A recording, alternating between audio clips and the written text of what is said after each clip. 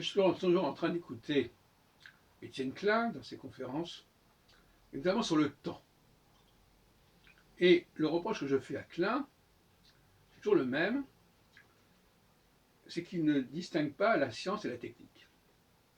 Il n'a pas compris que l'épistémologie de la technique n'est pas celle de la science. Et pourtant, normalement, il était censé travailler sur les rapports entre science, technologie, philosophie, etc. Mais,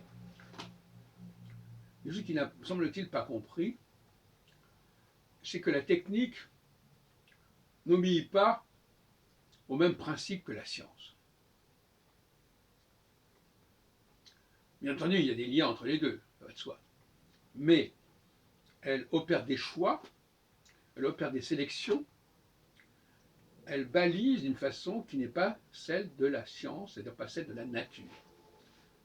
La technique est une sorte d'antithèse de la nature. Et l'antithèse dépend de la thèse d'une certaine manière, bien entendu. Elle en prend le contre-pied.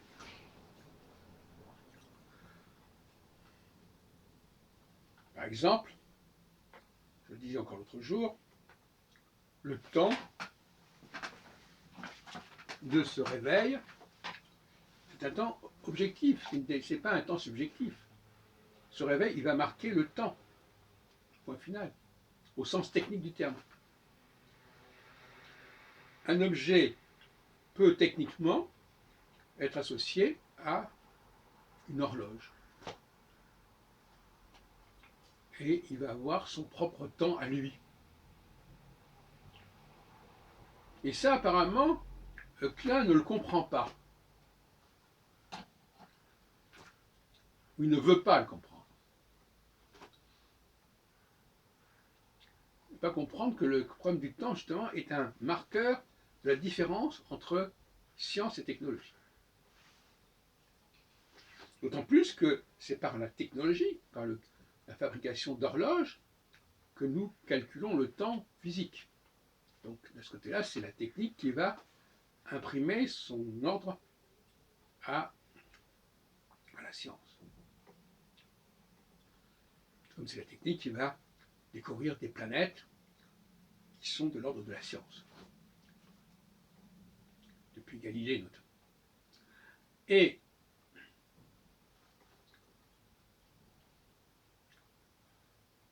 donc, le temps de la science, ça ne nous intéresse pas ici. Ce qui nous intéresse, c'est la structuration technologique et technique du temps. C'est la technique qui instaure le temps. Alors on nous dira, mais alors nous, les hommes, les êtres humains, nous sommes de l'ordre de quoi? Nous dépendons de la technique ou de la science? Ah, bonne question.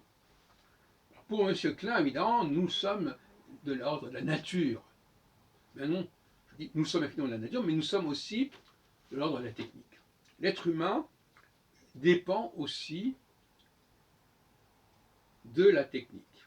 Quelque part, il a été fabriqué par l'Homo faber, par le Deus faber. Et le Deus faber, ce n'est pas le Deus Big Bang de la Genèse. Ou plus exactement, ce n'est pas le Deus Big Bang tel qu'on l'imagine être celui de la Genèse. Parce que celui de la Genèse, c'est le Deus faber. Quand il dit Dieu a créé le ciel et la terre, le ciel, c'est quel ciel? Est-ce que c'est la totalité de l'univers ou est-ce que simplement le ciel autour de la terre? Précisément, puisqu'on parle du ciel et de la terre. Jamais il veut dire arrête. Donc c'est très spécial, très limité. Et d'où d'ailleurs la notion de géocentrisme. Et donc, nous serions nous-mêmes, astrologiquement, pour employer une expression que déteste M. Klein, qui ne veut pas entendre parler d'astrologie ni de près ni de loin, ou du moins qui s'en fout complètement, bon, on fait l'impasse.